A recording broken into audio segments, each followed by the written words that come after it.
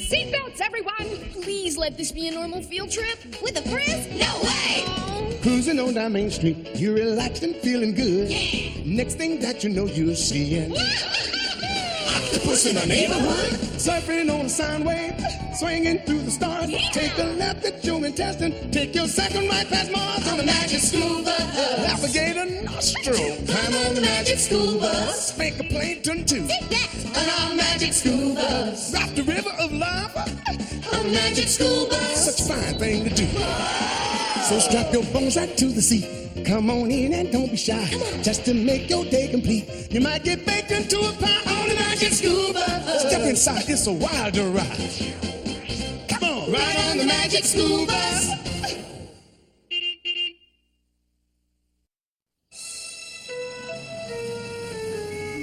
It all started on a Monday morning, before the first bell. But it wasn't just any Monday morning. It was Earth Day, the day we celebrate taking care of our Earth.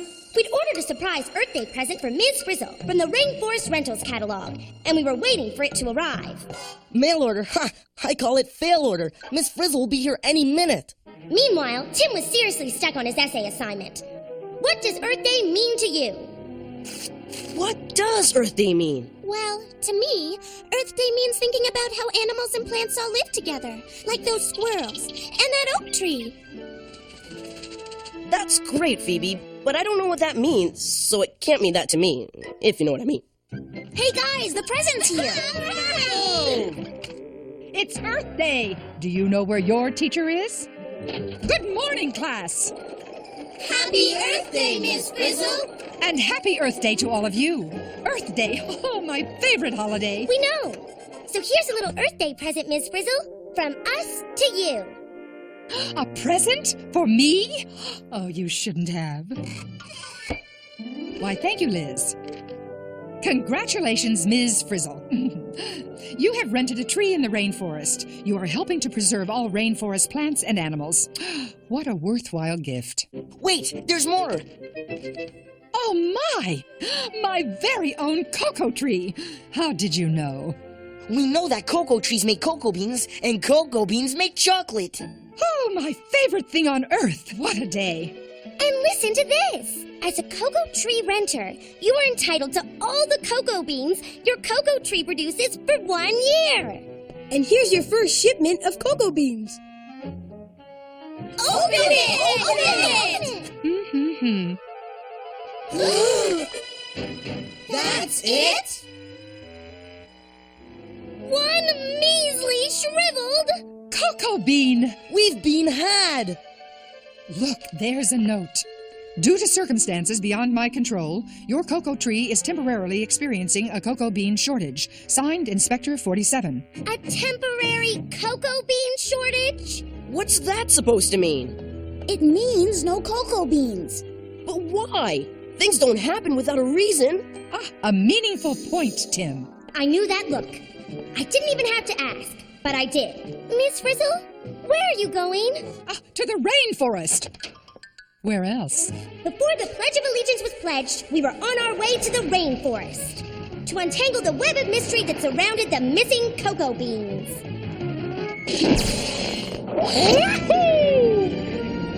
Don't worry, guys. According to my sense of truth, justice, and the Milky Way, I'll crack the case of the missing cocoa beans, or my name's not... Detective D.A. What's this? Cool! My own RFI license! What's an RFI? A rainforest investigator. Every continent needs a few. And a rainforest handbook! Now I've got everything! Except a partner. Every good detective has a partner. Dorothy Ann's in charge of the investigation, Tim, and you're in charge of the big picture. The big picture? As big as Earth itself! Before we knew it, we had arrived at the rainforest. Whoa! It's wall-to-wall trees down there. It looks like they're connected to each other. How are we ever gonna find Miss Frizzle's tree? As my old parachute instructor used to say, look before you leap and never jump to conclusions! On the other hand, take over, Liz! Single file, please. Before we jumped, I gave everyone a photo of Ms. Frizzle's tree. I knew if we could find her tree, we'd find the cocoa bean thief. Look how many different kinds of trees there are. And birds and animals. And insects. Wahoo!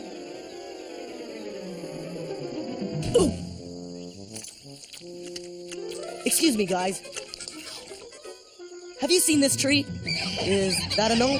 Okay, I'm out of here. Ew, what's all this sticky stuff? Hey, Carlos, what's going on? They weren't expecting visitors. Let's get out of here. Wait! Yum, fruit juice. Wow, those monkeys are regular juicers for all these ants. Yikes! An anteater! This must be his favorite Rainforest restaurant. Hey, DA, look at this!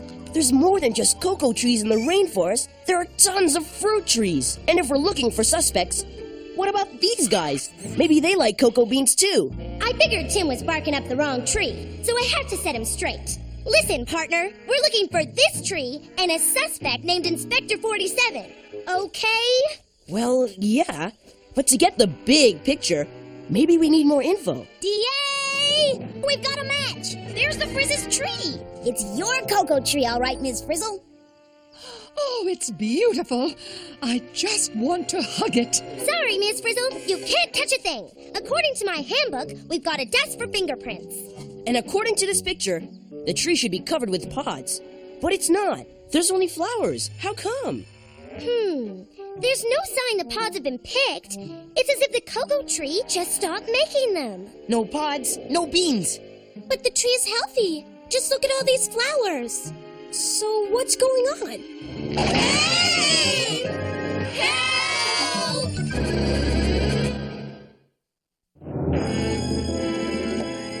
I knew the rainforest would net some surprises. I just didn't expect to be in the net. Congratulations, DA. Looks like this case is all wrapped up. Carlos! At last, I have captured the cocoa bean thieves. All you've captured is trouble, mister. A rainforest investigator. Mon Dieu. My humble apologies. Oh, please do not report me to Inspector 1. If he ever found out. Wait a minute. Who are you? I am Inspector 47. This is my little patch of rainforest. Well, this is the tree we rented for Miss Frizzle. Miss Frizzle? Ah, and they're students, of course. You are concerned about the cocoa bean shortage, no? Yes! You're not alone. Neither is Miss Frizzle's cocoa tree. It looks like none of these cocoa trees have pods.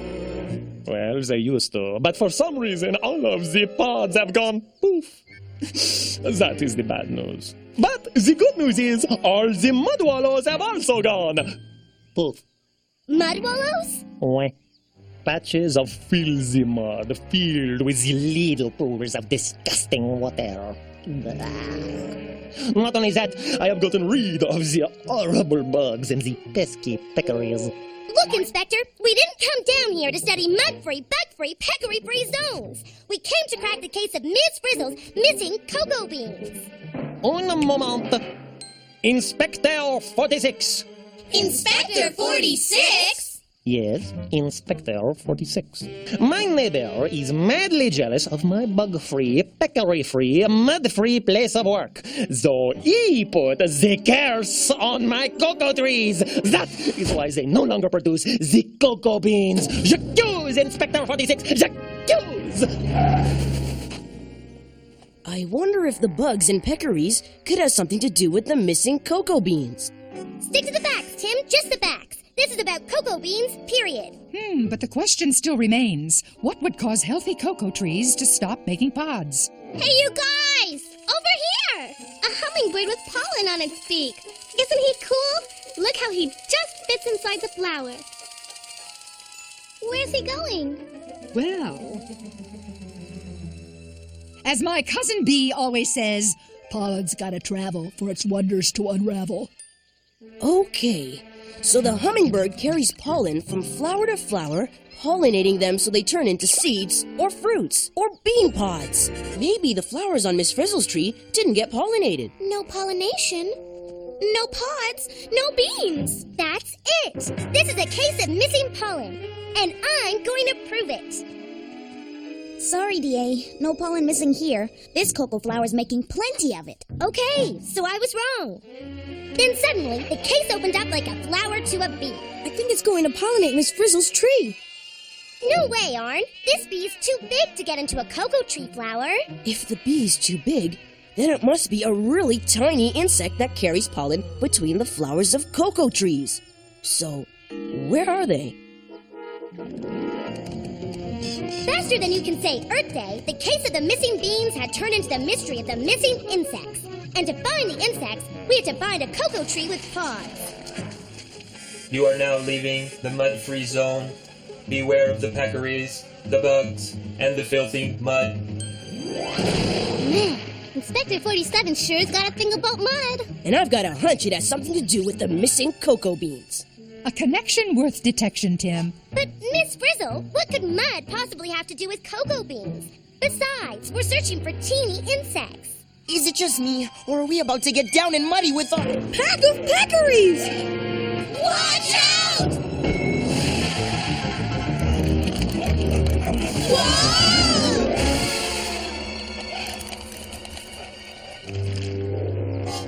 Just when it looked like our Earth Day investigation was turning into Mud Day mayhem, Ms. Frizzle gave us a boost.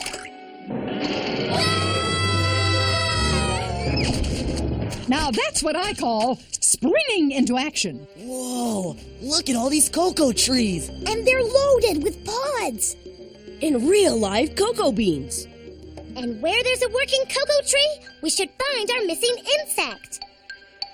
I was right. The flower was getting pollinated by a teeny-weeny insect. Which, by the way, goes by the name of midgefly. So I get it. Midgeflies carry the pollen, From the flower of one cocoa tree to the next. and the pollinated flowers turn into pods. That are filled with cocoa beans. That make chocolate.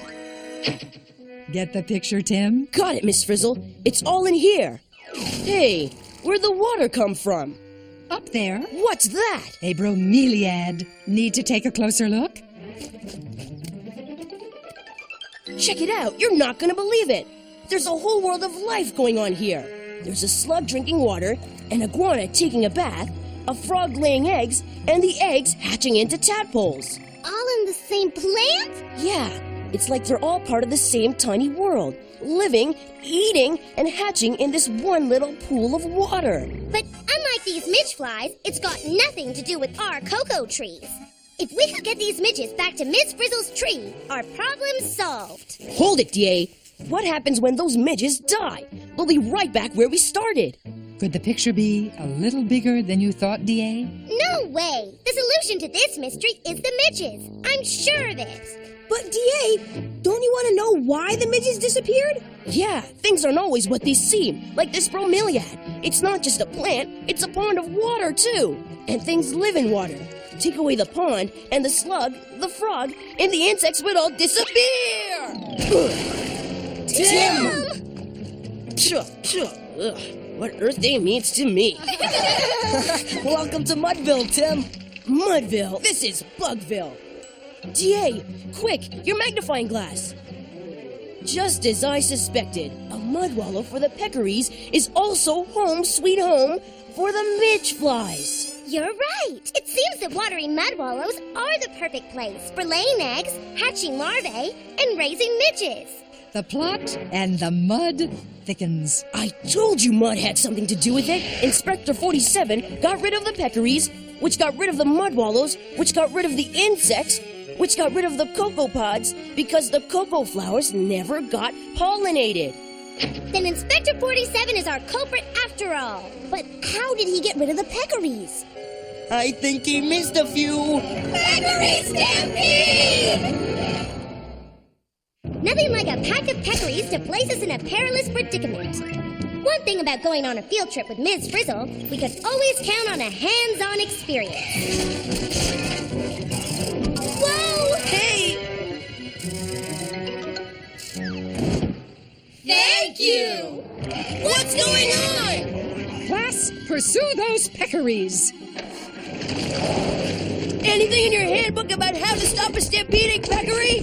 I'm looking! You are now entering a mud-free zone. We're back in Inspector 47's patch of rainforest. Turn around! Go back! Sure. Go away!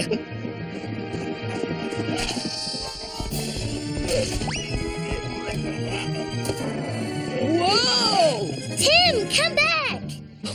Look what you have done to my zoot!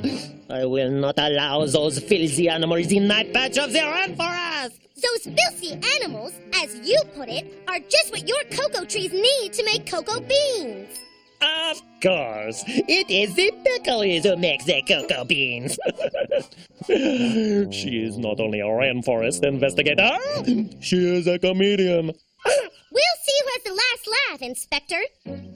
It was time to prove our theory and wrap up the case of the missing cocoa beans. For your cocoa trees to make pods with beans, your cocoa flowers need to get pollinated by midge flies. And midges need watery mud wallows to breed in. And mud wallows are made by peccaries. Do you follow me? What? Then I'll continue. The peccaries who make the mud wallows left because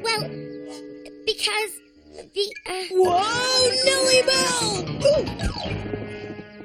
Nice of you to drop in, Tim. Wait a minute. What's this? So that's it. What is it? The peccaries left because there was no ground to wallow in. Because you, Inspector 47, covered the rainforest floor with artificial turf. Is this true? Yes. It is true.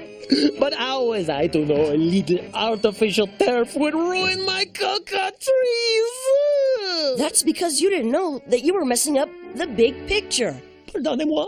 Whether it's the blossoming tree that feeds the monkey, that feeds the ant, that feeds the anteater, or the tree that gives the bromeliad plant a lift to the light, which then gives animals in the trees a place to drink, to eat, and to breed. The truth is, the rainforest is filled with plants and animals that are connected in trillions of ways. And all the connections in this big picture form a web, the web of life. And all plants and animals, including people, squirrels, oak trees, cocoa beans, peccaries, fish, or inspectors, are part of the web. It's what Earth Day is all about. All I wanted was to save on my dry cleaning bill. And mon Dieu, I have spoiled the web of life! It can happen, Inspector, but in this case, nothing has been ruined. It hasn't? No! We can repair the link between peccaries and cocoa beans by returning things to the way they were. Can't we? I hope so. I will reef up this filthy artificial turf with my bare hands! And so, the mystery was solved. The artificial turf was history. Tim found the meaning of Earth Day when he figured out the web of life.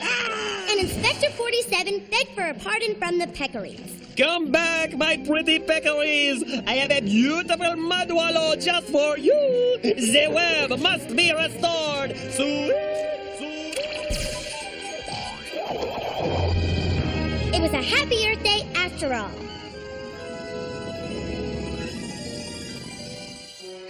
Several months later, Miss Frizzle received another shipment from Rainforest Rentals.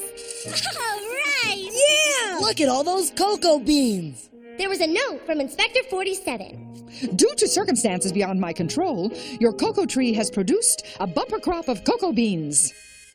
Yes! Signed Inspector 22. Inspector 22? Thanks to you and your students, I got a promotion. Yeah!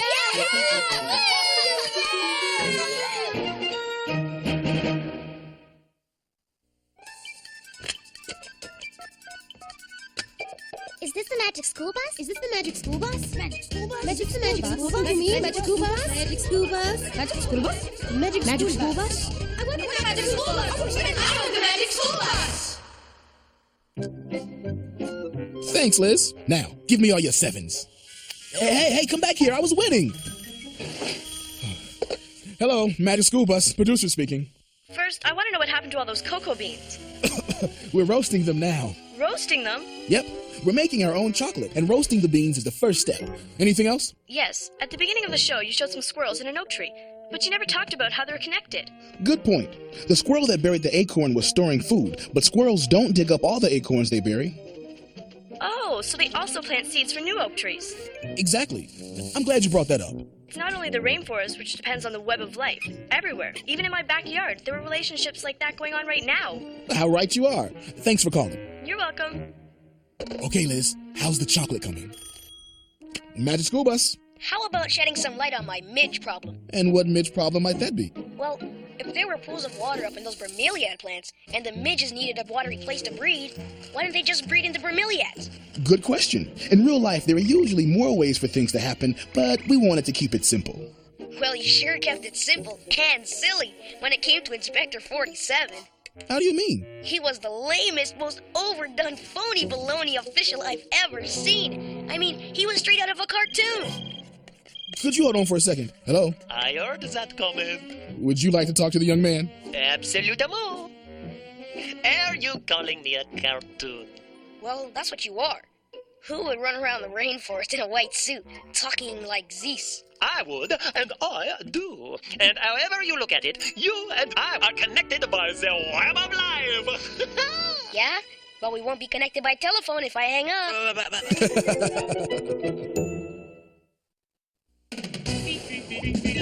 Surfing on a sound wave, swinging through the stars. Yeah. Take a left at your intestine, take your second right past Mars on the Magic School Bus. Navigator nostril, climb on the Magic School Bus. Spank a plankton too, Sit back. on our Magic School Bus. Drop the river of lava on the Magic School Bus. Such a fine thing to do. So strap your bones right to the seat. Come on in and don't be shy. Just to make your day complete. You might get baked into a pie on the Magic School Bus. Step inside, it's a wilder ride. Come on, ride on the Magic School Bus.